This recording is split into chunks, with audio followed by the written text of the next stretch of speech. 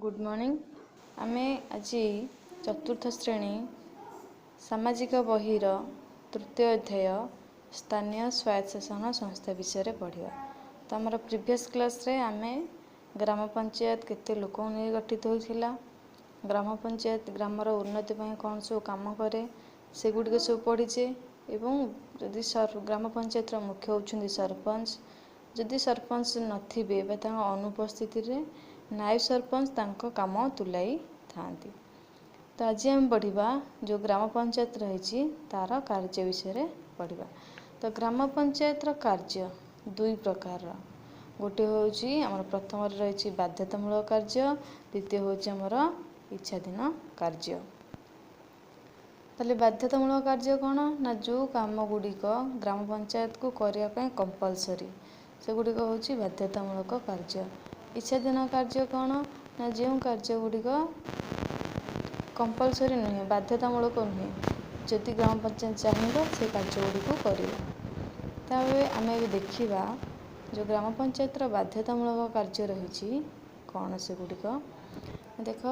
प्रथम रही ग्राम पंचायत बाध्यतामूलक कार्य पानीय जलर व्यवस्था।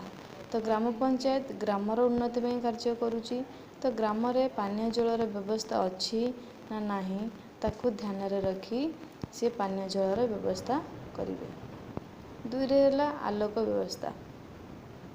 तीन रे हला ग्रामर रास्ता मरामती और निर्माण। जदि ग्रामर रास्ता भांगी जाइछि बा किसी मरामती हबार अछि ताले से कार्य ग्राम पंचायत करिवे। चतुर्थ रे हला ग्रामर परिष्कार परिच्छन्नता। जेहेतु ग्राम पंचायत ग्रामर उन्नति में कार्य करुच्ची तो ग्रामर परिष्कार परिच्छन्नता किपरि बजाय रहिबो से प्रति मध्य दृष्टि देइथांती। तापर हला ग्रामवासी स्वास्थ्यर जत्न नेबा। जो ग्रामवासी माने रहउछन्ति, ग्रामवासी माने कौन ग्राम रे जो माने बास करती बा ग्रामर लोक माने से माने को नेकी ग्रामवासी तांको ग्रामवासी कहा जाए। तो तांको स्वास्थ्यर जत्न नेबा, जन्म मृत्यु पंजीकरण करिबा, चाष पय अधिक अमलक्षम बिहन सार और ऋणर व्यवस्था करिबा। तापर हला निज अंचल रे हेउथबा यात्रा और मेलार नियंत्रण मध्य ग्राम पंचायत गोटे कार्य। ता सहित स्थानीय अंचल रे शिक्षार विकास। जो स्थानीय अंचल रही ग्राम पंचायत जो 2 ରୁ 10,000 लोक नहीं गठित बा छोट छोट ग्राम को नहीं गठित से सब स्थानीय अंचल रे किभली भाव में शिक्षार विकास हेबो, किभली भाव पिला माने पाठ पढ़ी परिबे सेति प्रति मध्य दृष्टि देबो कि ग्राम पंचायत। तो ये कार्य गुड़िक होउछि ग्राम पंचायत बाध्यतामूलक कार्य। एबे देखिबा ग्राम पंचायत इच्छाधीन कार्य को गुड़िक। आम बाध्यतामूलक कार्य शुणिदेले, एबे इच्छाधीन कार्य किए ना मातृमंगल केन्द्र स्थापन करिबा, समवाय समिति गठन, माछ चाष, कुकुड़ा पालन और गो पालन पई अर्थर व्यवस्था करिबा, रास्ता कड़ और ग्रामांचल रे वृक्षरोपण करिबा, ता सहित पाठागार व विद्यालय स्थापन करिबा। तो ये जो कार्य गुड़िक ग्राम पंचायत इच्छा अनुसार हुए, जमीन मातृमंगल केन्द्र स्थापन करिबा, समवाय समिति गठन, कुकुड़ा चाष बा माछ चाष पई अर्थर व्यवस्था बा लोन देबा, रास्ता कड़ एवं ग्रामांचल एवं देखि सब गछ लगा जाउची। तो एगुड़िक होउची ग्राम पंचायत इच्छाधीन कार्य।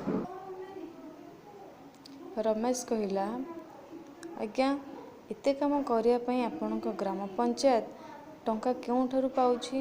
ग्राम पंचायत ग्रामर उन्नति करुची, वृक्षरोपण करुची, कृषि पई ऋण देउची। तो एते सब उन्नतिमूलक कार्य करुची, एथिपई तो निश्चित टंका आवश्यक होउथबो। तो ग्राम पंचायत टंका केउठारु पाउची? तो सरपंच उत्तर देले। सरपंच किए ना जे होउछन्ति ग्राम पंचायत मुख्य। सरपंच कहले ग्राम पंचायत मुख्यतः 2टी सूत्र टंका मिलता है।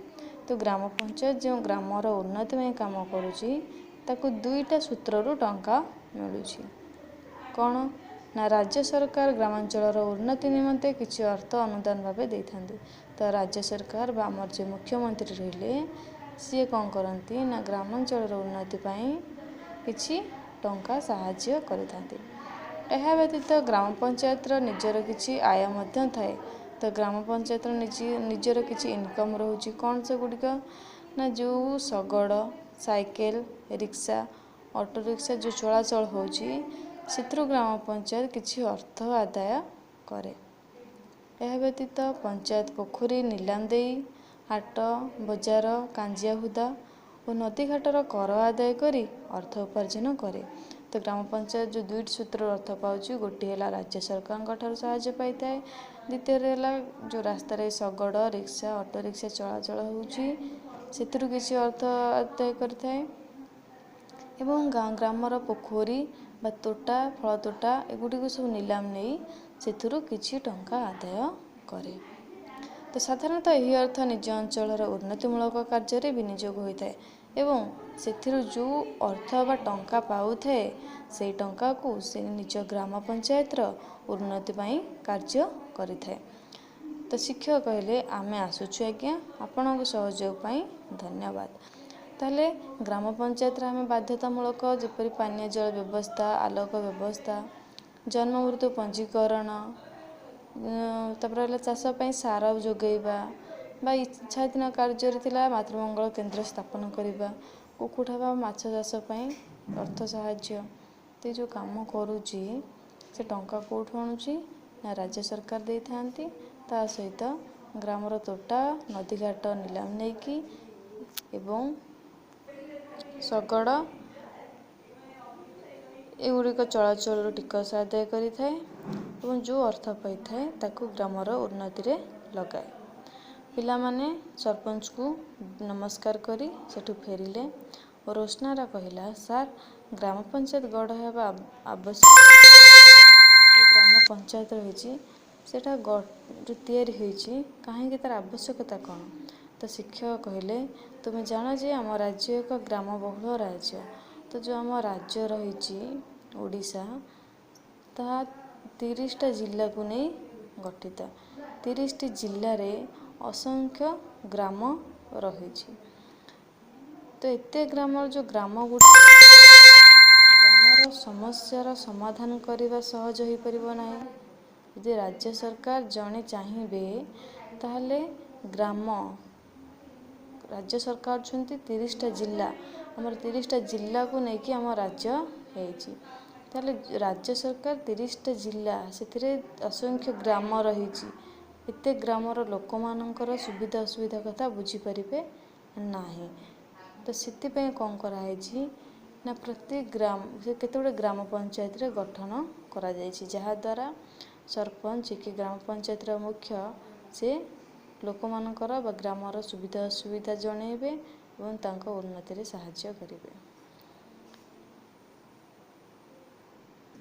तो आज आमर ग्राम पंचायत विषय सरीगला आमे नेक्स्ट क्लास रे पंचायत समिति विषय रे पढ़िबा एवं मु तुमको किछि क्वेश्चन देवी तुम्हें तो करिकी रखिथिबा स्कूल खोले देखा।